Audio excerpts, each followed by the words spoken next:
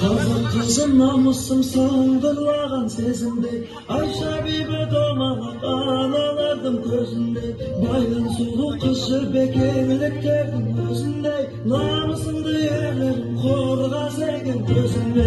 Мен жігіт мен әлиям жаудың бәрін қайтарған, ләззатым мен сәбирам гүлдің бәрі жайқалған, фаризам мен марфуғам елдің сөзін айта алған, қазақ қызы ешкімнен кем түспейтін айта алман.